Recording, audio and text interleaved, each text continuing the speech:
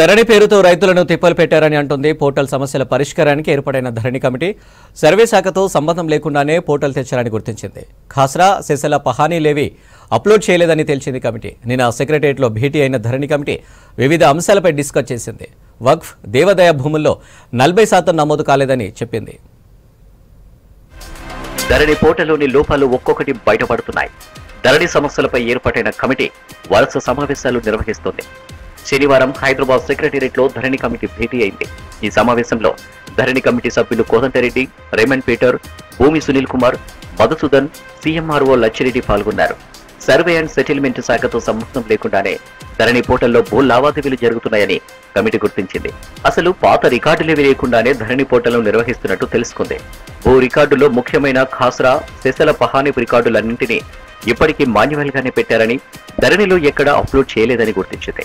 దీంతో ఫీల్డ్లోని భూములకు, ధరణిలో నమోదైన భూములకు మధ్య భారీగా తేడాలు ఉన్నట్టు బయటపడింది. నిన్న సర్వే అండ్ సెటిల్మెంట్, వక్ఫ్, దేవాదాయ శాఖల అధికారులతో సీసీఎల్ఏ నవీన్ మిట్టల్ నేతృత్వంలోని ధరణి కమిటీ సమావేశమైంది. పోర్టల్లోని సమస్యలపై 6 గంటల పాటు సుదీర్ఘంగా చర్చించింది ధరణి కమిటీ.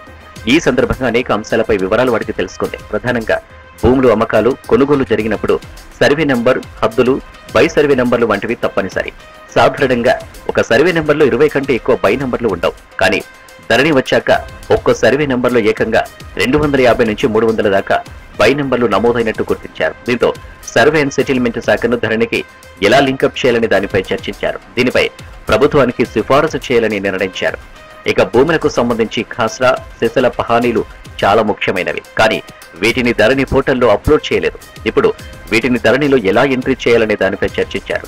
సర్వే మ్యాప్ల ప్రస్తుత స్థితి, ధరణి పోర్టల్లోని సమాచారానికి ఈ మ్యాప్లకు మధ్య వ్యత్యాసం ఉందా అనే దానిపైన వివరాలు అడిగి తెలుసుకున్నారు. భూభారతి కార్యక్రమం సక్సెస్ అయినప్పటికీ ఎందుకు మధ్యలోనే ఆపేయాల్సి వచ్చిందనే దానిపైన చర్చించారు. వక్ఫ్, దేవాదాయ శాఖలకు సంబంధించిన భూములపై ధరణి కమిటీ చర్చించింది. ఈ 2 శాఖలకు సంబంధించి 40% భూములు ధరణిలో నమోదు కాలేదని గుర్తించింది.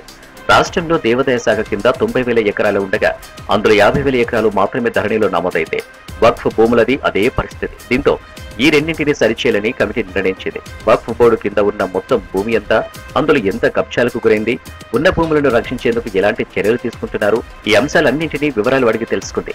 అలాగే దేవాదాయ శాఖ భూముల వివరాలపైన ఆరా తీసింది.